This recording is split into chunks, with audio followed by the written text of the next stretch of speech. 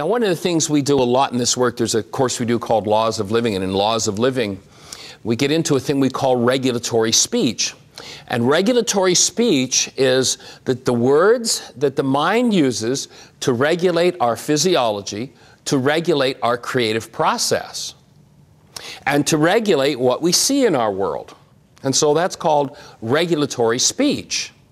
And the words that people use create such an impact in their physiology, and most people don't recognize that their words have that kind of power. Yeshua gave it so much emphasis that he said, every idle word will be accounted for. Now, when we interact with people in Laws of Living, we actually play a game we call the regulatory peach game. It's kind of interesting how it got the name Regulatory Peaches. During the Laws of Living course at Heartland, our teaching center, we were doing this course, and there was a woman that was there with her 3-year-old son. Little guy's name was Orion. And Orion was sound asleep on his blanket beside Mom, and for a good part of the day we've been talking about regulatory speech, and Ryan's up and he's coloring and he's listening and he goes to sleep, and finally he's just waking up out of a sleep as we're getting ready to take an intermission. And someone has gone back into the kitchen and brought out a huge bowl of peaches for a snack. And Orion, kind of rubbing his eyes, wakes up and looks over at these peaches coming out and being placed on the food bar, which is in our classroom. And he says, just loud enough, of course, for everybody in the room to hear, "Mom, are those regulatory peaches?" Of course, we've been talking about regulatory speech all day.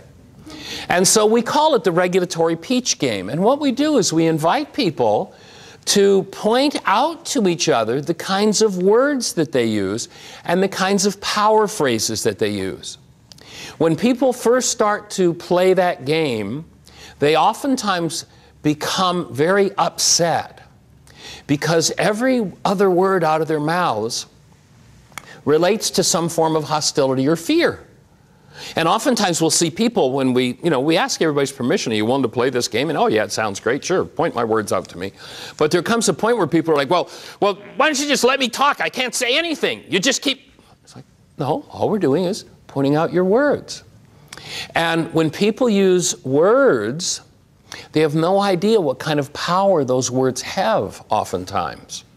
I remember working with a young man from one of the northern states. He had moved to Atlanta. He'd had a lot of challenges with his parents, and he was out of there. He was not having anything to do with them.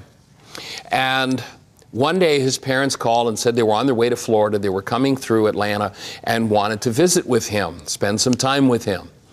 The first words out of his mouth were, "My parents are a pain in the you-know-what." The day his parents arrived, he got hemorrhoids. The day his parents left, his hemorrhoids left. That's the power of our words.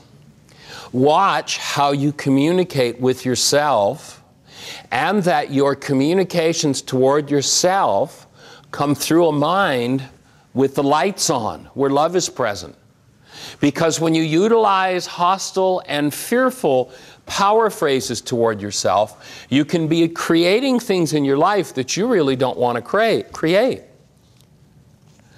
You can be creating things in your life you really don't want to create. And once you recognize that, then you start looking at those power phrases. Because what we know is we live in a world of energy, we don't live in a world of matter. And in this world of energy, the energies that we engage in determine how our world unfolds around us. For instance, if you watch people whose power phrases are things like, "I can't stand that," what you'll find is people who end up with foot and leg problems. "I can't stomach that." You'll see people oftentimes who have digestive problems. That's a pain in the neck or any other body part. And they end up with problems in that part of their structure because as an energetic system, the structure is always listening and giving a quality to the frequencies we engage in with our thoughts and with our words.